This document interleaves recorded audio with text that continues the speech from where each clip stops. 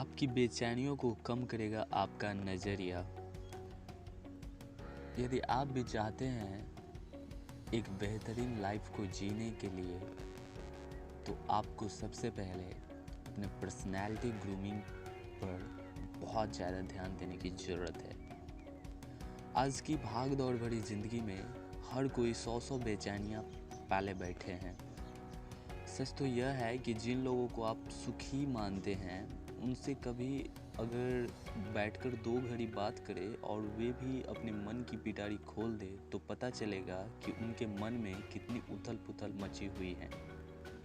इस मनोभाव को व्यक्त करते हुए किसी ने सही ही कहा, चेहरे पर सुकून तो बस दिखाने भर का है, चेहरे पर सुकून तो बस दिखाने भर का है, वरना बेचैन तो दिल जवाने भर का है, वरना बेचैन तो दिल जमाने भर का है। एक और शेर इसी स्थिति को बिल्कुल सटीक तरीके से बयां करता है। एक सुकून की तलाश में जाने कितनी बेचैनियां पाल ली, एक सुकून की तलाश में जाने कितनी बेचैनियां पाल ली, और लोग कहते हैं हम बड़े हो गए, हमने ज़िंदगी संभाल ली।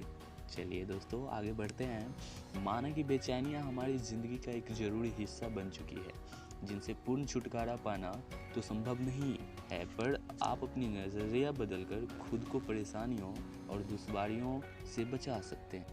आज मैं आपको 5 बातें बताऊंगा। वो 5 बातें आपकी ज़िंदगी बदल देगी।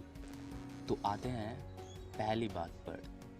स्टेप नंबर 1, थोड़ा हल्के में लीजिए समस्याओं को। इस दुनिया में ऐसा कोई नहीं है जो समस्याओं से घिरा ना हो।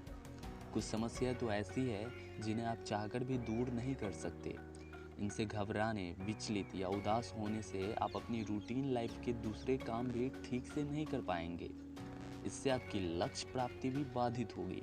बेहतर होगा कि कुछ समस्याओं को हल्के ले और बुरे वक्त में भी थोड़ा मुस्कुराना सीख ले, क्योंकि जब आप किसी चीज़ को कंट्रोल ना कर पाए तो उसके साथ एडजस्ट कर लेना ही अक्लमंदी है।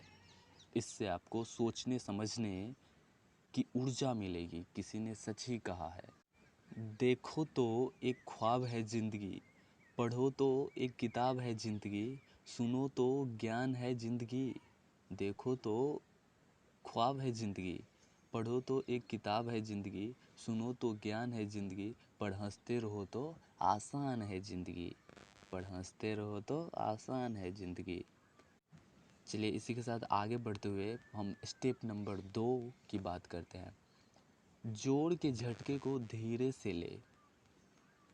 अगर कभी आपके जीवन में अचानक कोई बड़ा हादसा हो जाए तो गुमसुम बैठकर शांत मन से पूरी स्थिति का विश्लेषण करने लगे।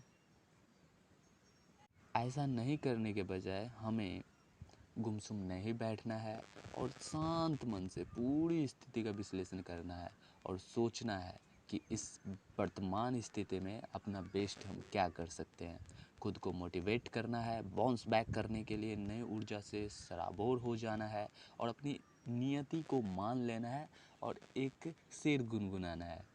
कहता है, वक्त के आगे चल रहा था मैं, खुद को कितना बदल रहा था मैं, वक्त के आगे चल रहा था मैं, खुद को कितना बदल रहा था मैं, फिर एक हादसा ज़रूरी था क्योंकि हद से ज़्यादा निकल रहा था मैं।